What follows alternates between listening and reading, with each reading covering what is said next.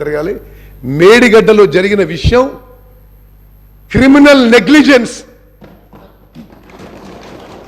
వరుస సమీక్షల తర్వాత నేను చెప్తున్నా, Medigadda barrage purely design, purely built. స్వతంత్ర భారతదేశ చరిత్రలో ఎక్కడ కూడా ఇన్ని వేల కోట్లు ఖర్చు పెట్టి ఒక బ్యారేజ్ కొలాప్స్ కావడం, అసలు నేను ఏ డేట్ జరిగిందండి? అక్టోబర్ 21.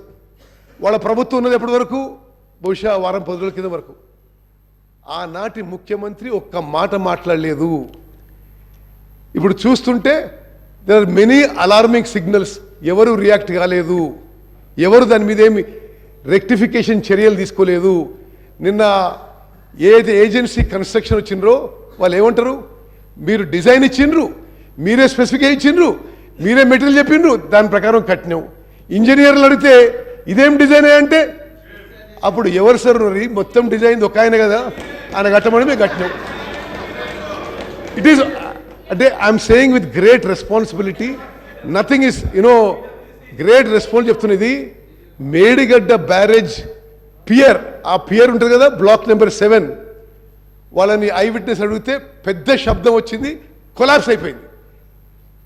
ఒక్కసారి 5 feet కొలాప్స్ అయిపోయింది లోపలికి. సరే, నేను అడిగిన what is the worst scenario, what is the best scenario.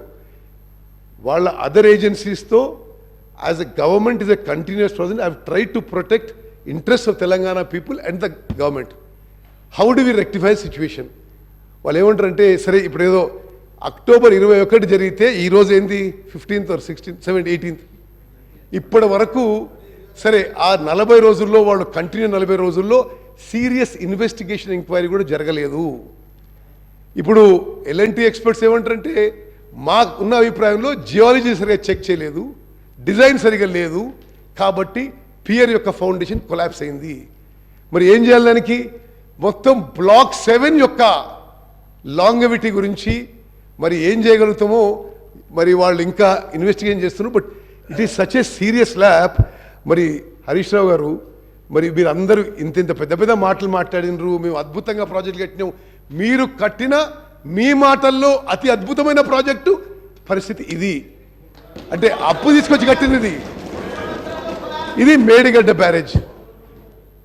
Annaram Sundilla రెండిటికి క్రాక్స్.